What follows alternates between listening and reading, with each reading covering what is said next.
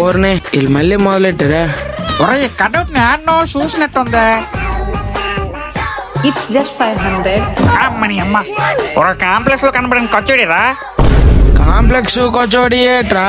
దాన్ని మా ఊరే. మా ఊర్లో దాన్ని డబ్బారేక్ అంటారు అందరు.